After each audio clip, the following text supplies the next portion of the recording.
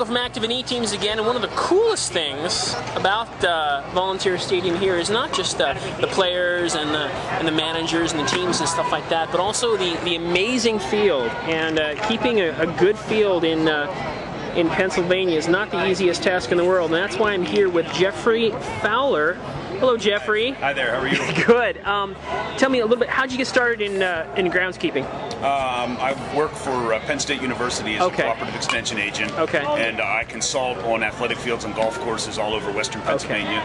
And we've kind of built a relationship with Little League Baseball here in Williamsport to come in and help them during the series. That's great. Now, are all the groundskeepers here from Penn State? No, they're not. We have business owners. We have guys that work in parks and recs in different areas around the state.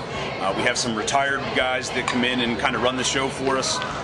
We have one other extension agent from Penn State. We have just a whole multitude of different kinds of people that come in and help us. That's cool. Mostly in some way related to athletic fields or grounds maintenance. Yeah. How early does your day start here? We normally hit the fields about 7 o'clock. Wow.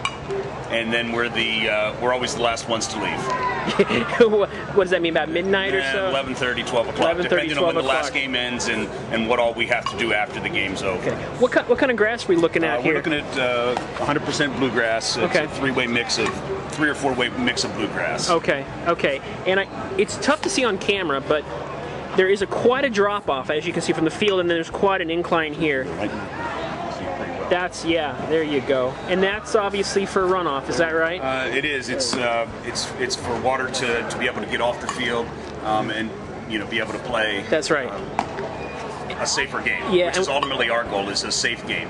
Now, we heard earlier Tom McGorty complaining about the drop-off, but we don't care what he thinks, do we? No, he's an umpire, and right at the edge of the back plate, or the back circle of home plate, that's where the drop-offs start. And Tom told us that he almost fell off there. And, it is a pretty significant drop compared to what most people are used to. Right.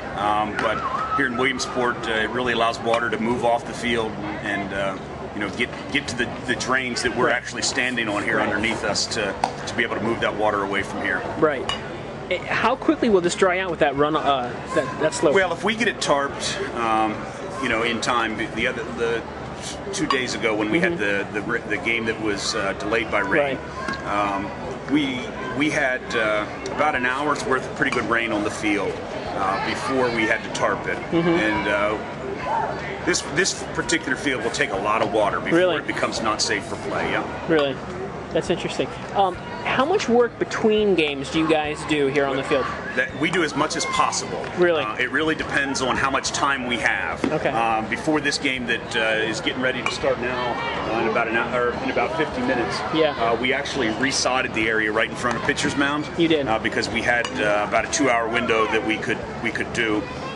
But typically we have enough time to re-chalk the field and put new lines down, re-broom the what we call the skinned area where the dirt portion is, and make it not only look good but also safe for play.